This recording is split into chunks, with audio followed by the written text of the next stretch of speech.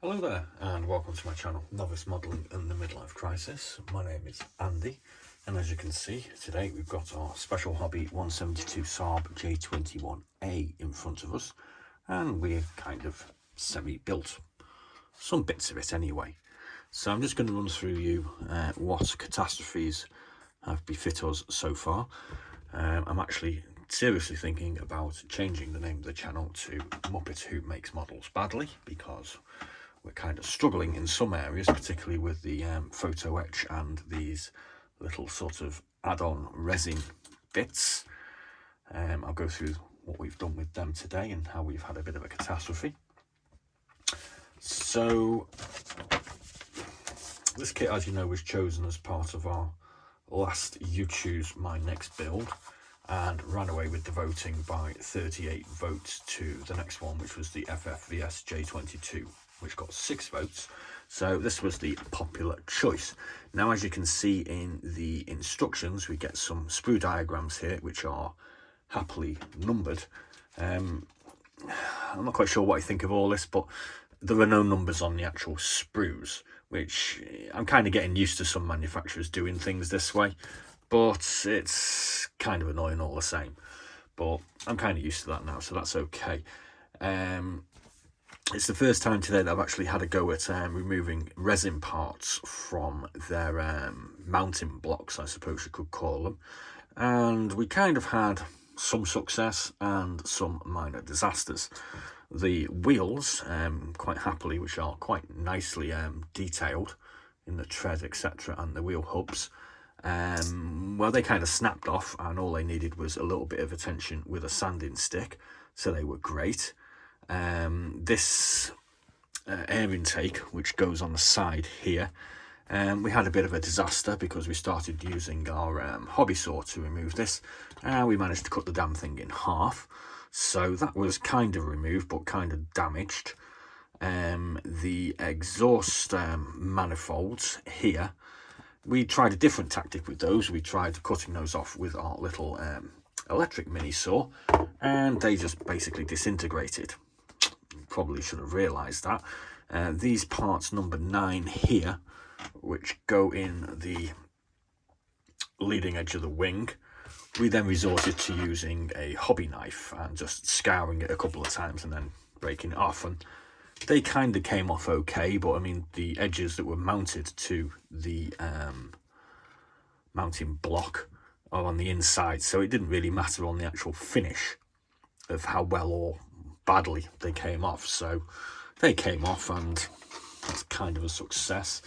All these other little pieces here, 4 through 6, they, as far as I can tell, are all parts of the interior of the cockpit, and I'm not really into the hyper detailing of the cockpits as yet, being a Muppet Who Makes Models Badly or a novice, and I decided just to leave those off because it was basically just a sort of bank of levers and switches that, as soon as I put the cockpit cover on and paint the strips on that, I'm never going to see it again. So I was like, yeah, okay.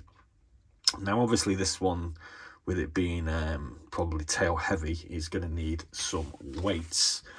And it does actually say in here as well to add 8 grams to the front. And I did have a harebrained idea about loading the front with screws. Unfortunately, screws were once you got 1 or 2 of them in, there wasn't any more room, and weighing them on the digital scales, it seemed that you were going to need about 10. So there was no way that they're going to go in there. So we've actually ordered some small lead fishing weights off eBay. Unfortunately, they're not going to be here for a few days, and consequently we decided to leave our photo etch cockpit console off for the time being, but it will probably be forever, I would have thought, because that's not really going to go in there, I don't think. As far as the rest of the photo etch, geez, I don't know how people deal with this, but it's something that I'm going to have to look at as, you know, something for the future. So the strapping and harness arrangement which goes inside, which is quite nice, I've just left off because, like I said, I'm not going to see this. There is a load of photo etch that goes on to the wings and etc. at later points, and maybe we'll add them once we've completed the rest of the build. So yeah, so you might notice that we did actually find some exhaust manifolds which have been happily donated by one of my Dirty Dozen painting mule kits, which has donated its Merlin engine manifold. So they do kind of look a bit weird, but I needed some manifolds and they were the only ones that I could kind of find, so that's kind of served its purpose, that little Spitfire, I suppose. As far as other things, I've decided to hatch into the leading into the front undercarriage bay. I've actually put on with a couple of bits of white, what's it called, the evergreen rod and tube, this stuff here, because I've had issues previously with these things just falling off. So I decided to kind of make that kind of secure, and I'm kind of hoping it's not going to interfere with the undercarriage at all, but knowing my luck, it probably will. The interior of the cockpit we've painted in XF21 Sky instead of the standard cockpit green, because I had it to hand. The floor area has been painted in dark iron. We've got some XF16 for some aluminium parts, and I've done the seat in black, which is probably wrong, but that's just kind of how I do these things at the moment. So that's where we're at. So what we're going to do now is we're going to put the rest of these bits together and live in front of you, and hopefully not make too much of a mess of it. And what we've actually done is we've put the two pieces of the boom together, and we've put this interior framework for the tricycle undercarriage part on the underside of the wheel. There were no I forgot what they're called, sort of joining mounting points on special hobby kits, it appears, which for those of you that are used to do sort of Tamiya's and air fixes might go, oh no, what a nightmare. This actually kind of went together quite well without them. You know, I was kind of a little bit worried, but I think as soon as you get the hang of not having those little pins and holes to put these things together, you can actually, with a bit of sort of care and manoeuvring, they go together okay. The same went for the fuselage. That didn't have any sort of attachment points either, but with a little bit of sort of fine adjustments, it does kind of work. So let's not waffle on too much, because this is probably going to take about another 5 minutes or so. So what we're going to do is going to try and put this thing together. So this is the part of the instructions, I suppose you could say, that we're looking at, and basically it's just put all these bits that I've got assembled together and hope it works. So the way I'm going to do it is I'm going to glue the tops of the wings on, and then I'm going to try and get my fuselage in the center, and then I'm going to stick these twin booms in when that's all completed. And obviously during the time that we're doing this, hopefully nothing will set totally, and if I do make a little bit of an error, we'll be able to rectify it. So do wish me luck.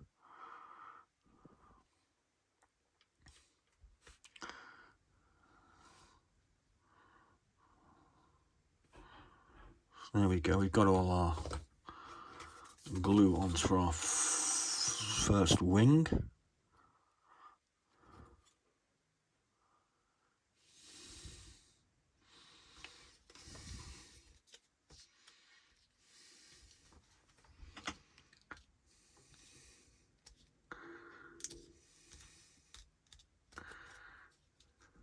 That seems to be lining up quite nice. I have dry fitted a lot of this already, and I'm quietly hopeful it's all going to go together quite nice. I have been kind of quite happy and pleasantly surprised at how sort of well the bits sort of fit together. I've never actually done a special hobby kit before. I do have about 20 of them to do, so I'm kind of happy with how this has kind of looked so far. There were some some of these pinpoints on the wings and on the interior, this tail plane that needed removing with our snips. And we also used our fake Dremel on that as well with a sanding pad attached. So they came off okay, but that was the only real sort of issue, which is kind of to be expected, I think, isn't it?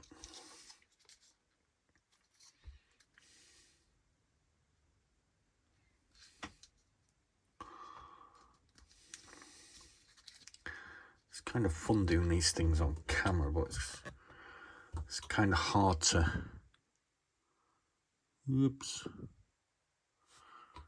do them and know where you are at the same time.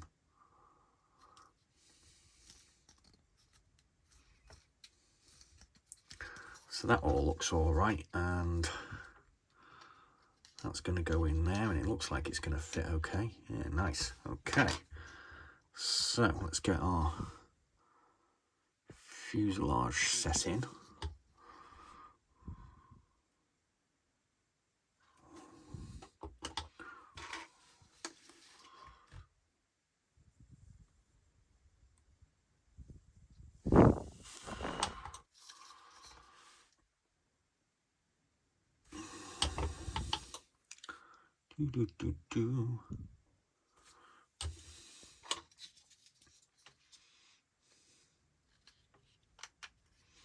Look how well that goes in.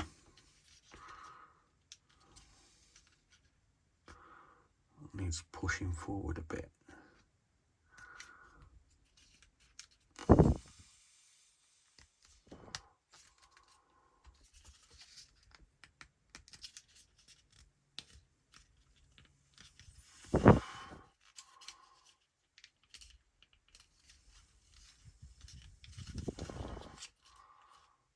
That all seems to be going together quite well for a Muppet who makes models badly anyway, or a novice modeler, whatever you want to say.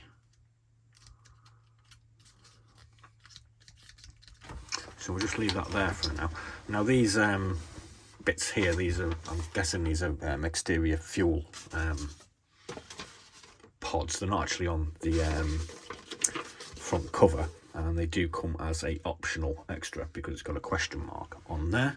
So I've actually pre-assembled these, and I'm kind of hoping they're just gonna fit on there quite nicely, and they kind of do, but the leading edge of that wing is a bit off.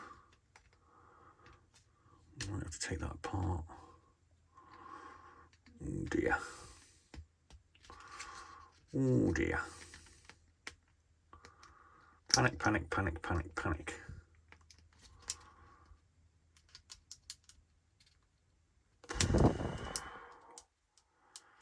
Embarrassment, embarrassment, embarrassment. Oh dear. Need a bit of an error of judgment there by the look of it. So luckily that we've still got.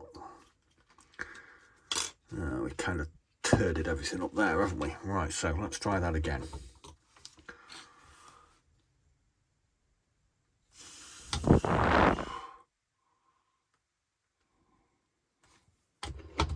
Panic, panic, panic.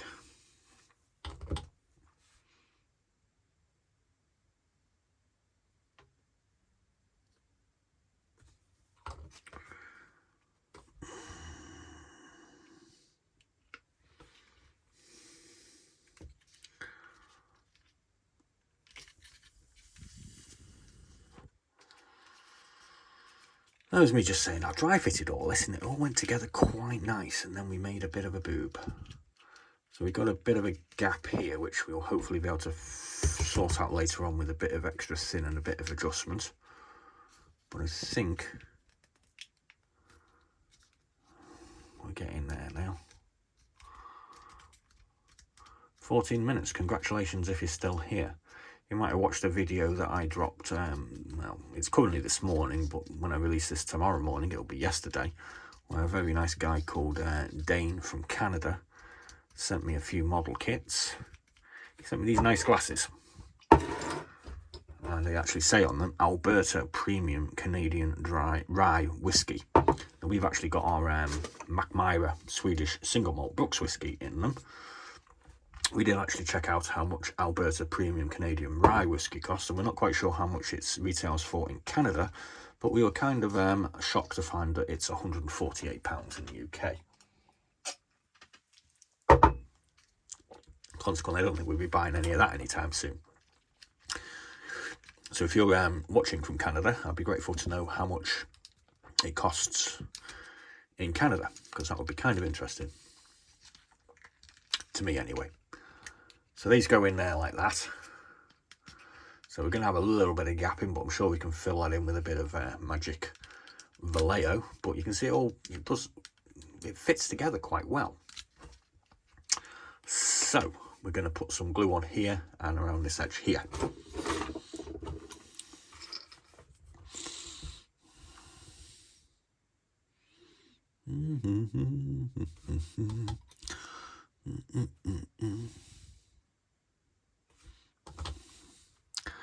And hopefully we're going to put it in the right hole, which is going to be that one.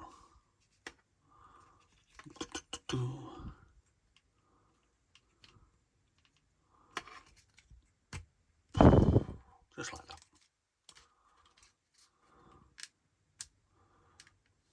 There we go. And again, we might put a bit of extra thin on that in a bit. We'll do the same on this one because it worked quite well.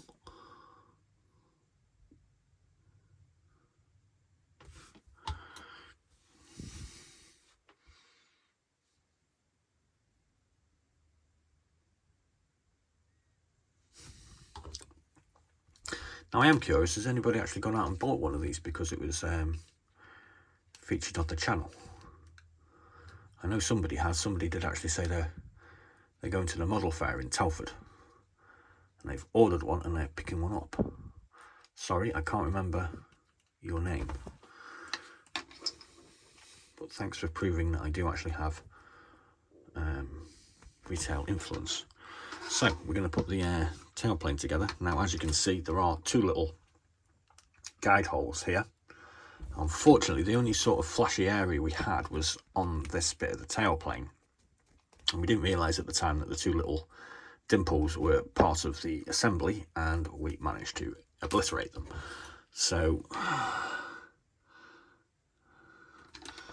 overzealous sanding can obviously lead to problems. So which way is that going to go up? Both look exactly the same on either side. I think it's going to be that side.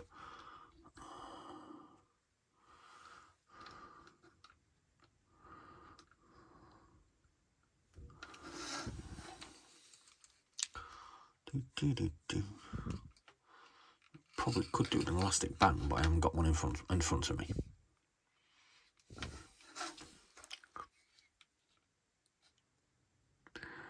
So we've obviously taken a little bit too much off there when we've been sanding it, and we have a bit of a, well, you can't even see what I'm talking about. We've got a bit of a gappy issue here. So Vallejo Magic Putty will come to the rescue when this is all dried off.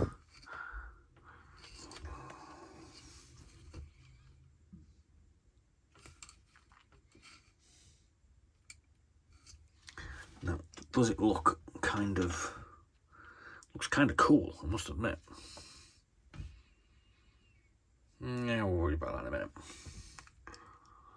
Right, and now we're going to put these fuel pod things on, I think. Yeah, that looks cool. Okay.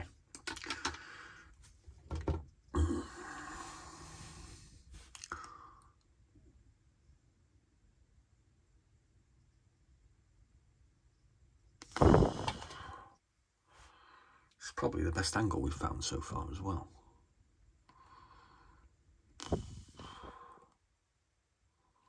Yeah.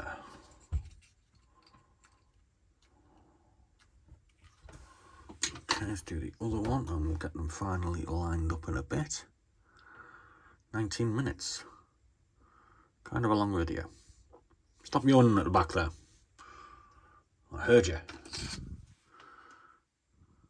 This is a fascinating video. I'm sure you're aware. Right, so yeah, I mean, it kind of feels like hit and hope when you're putting the bits together, because there's no sort of real guide as to where parts are supposed to go, but everything seems to fit together quite well.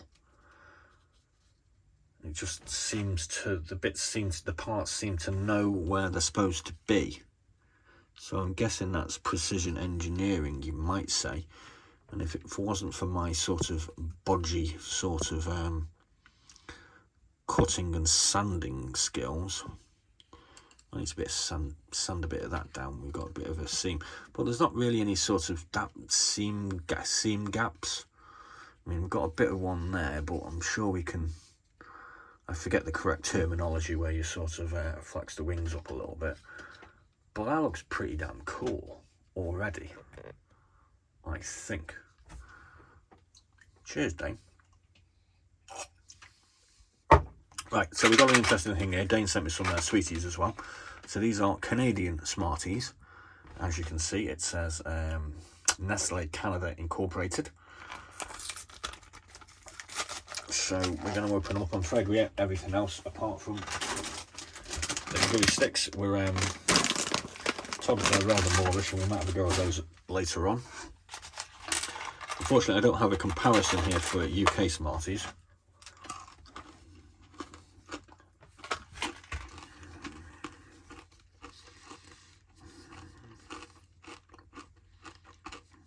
They taste fine.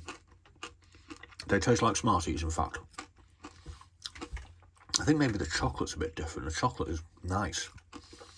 Maybe I'll go and get some UK Smarties. Okay, so apart from our disasters with our resin-y sort of 3D printed parts or whatever they are, and our still non-compliance with using photo-etch, I think that's come out okay so far. So obviously we need to fill in a few little gaps here. This is obviously where I've been a bit overzealous cutting it, so this isn't a kit fault. That's probably more like what it should look like, although I seem to recall we did do a bit of sanding, so we managed to get a couple of bits of this in here. Everything seems to be lined up. That gun hole doesn't seem to be very good, but I can drill that out. Everything kind of looks right. So my normal procedure is to propeller on after painting, hand paint propeller, put propeller on afterwards. Normally I attach my undercarriage after I've painted the aircraft itself, and I paint the undercarriage by hand. So I think that's, apart from a little bit of remedial work, maybe a little bit of extra thin, I think that's ready to go down and get painted. So I'm happy. Are you happy? You've watched me for 23 minutes, so please, if you've got this far, do let me know. Thanks again, Dane. Hello to Sweden if you're watching.